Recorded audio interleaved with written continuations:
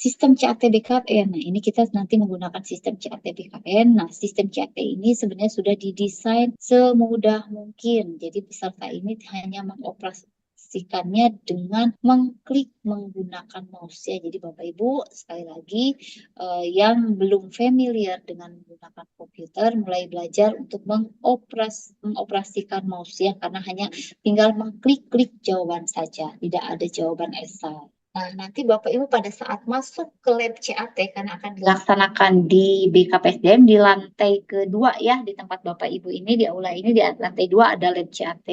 Nanti pastinya Bapak Ibu pada saat masuk ke lab CAT nanti sudah ada tampilan seperti ini. Di sini ada webcam. Webcam ini terkoneksi langsung dengan pusat. Jadi pusat bisa memantau juga nih pelaksanaan ujian dan UPKP Bapak Ibu ya. Nanti ada kolom NIK dan nomor peserta. Bapak Ibu hanya tinggal menginput NIP Bapak Ibu. Jadi pastikan Bapak Ibu hafal NIP Bapak Ibu ya. Tapi kalau tidak salah nanti BKPSDM akan memberikan kartu peserta. Nah, di kartu peserta itu tentunya ada NIP ya. Jadi Bapak Ibu hanya tinggal menginput NIP-nya Bapak Ibu. Jadi penggunaan keyboard hanya untuk di awal saja menginput NIP, kemudian menginput PIN peserta. PIN peserta ini akan diberikan pada saat Bapak Ibu registrasi ya, nanti akan diberikan PIN-nya. Kemudian ada PIN sesi. PIN sesi ini akan diberikan pada saat semua peserta sudah ada di lab CAT, nanti akan diberikan oleh tim kami ya dari Kandek 3 BKN akan disampaikan PIN sesinya berapa. Setelah PIN sesi diinput, nanti tinggal klik masuk, nanti ada lembar seperti ini. Di layar syarat dan ketentuan. Di sini soal dalam CAT BKN ini sepenuhnya hak milik Panselnas dan tidak boleh disebarluaskan.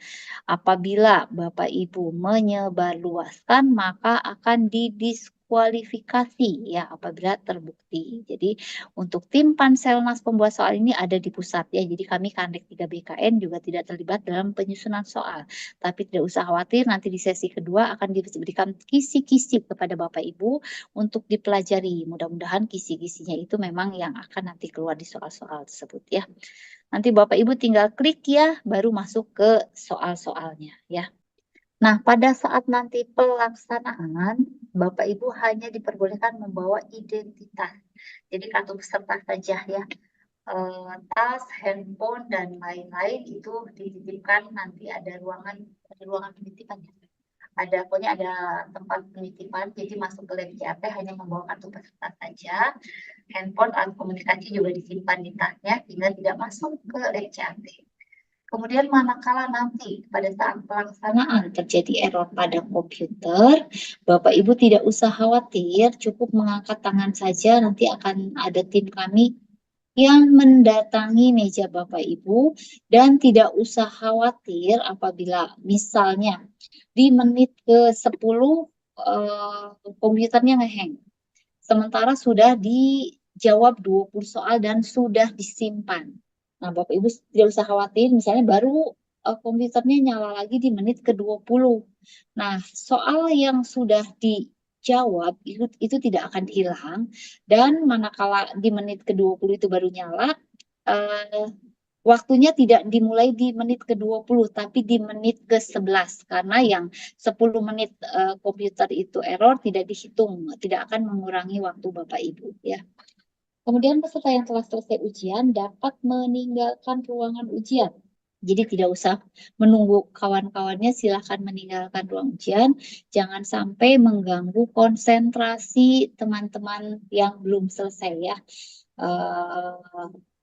Kami pastikan juga karena BKN mempunyai bank soal yang cukup banyak, jadi kami pastikan bahwa setiap komputer ini soalnya akan berbeda. Jadi Bapak Ibu tidak usah nanti sibuk tanya kiri kanan depan belakang, cukup fokus ke komputernya masing-masing karena khawatir nomor 5 di komputer Bapak Ibu akan berbeda dengan nomor 5 di sebelahnya atau di depannya dan di belakangnya ya.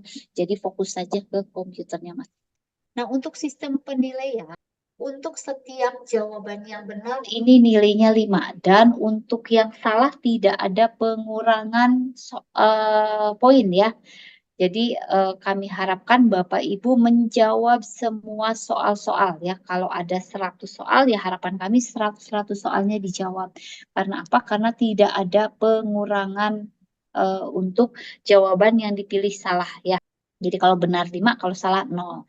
Nah, jadi ini juga Bapak Ibu harus, me-manage waktunya, sisa waktunya berapa menit lagi, jangan sampai nanti sisa waktunya tinggal misalnya 3 menit lagi, sementara soalnya masih ada 30 soal. Nah, ini kalau kita lihat 3 menit 30 soal kan tidak mungkin menjawab ya, tapi kalau misalnya terjadi hal seperti itu, arahan kami Bapak Ibu tetap menjawab semua soal yang udah dijawab saja gitu ya.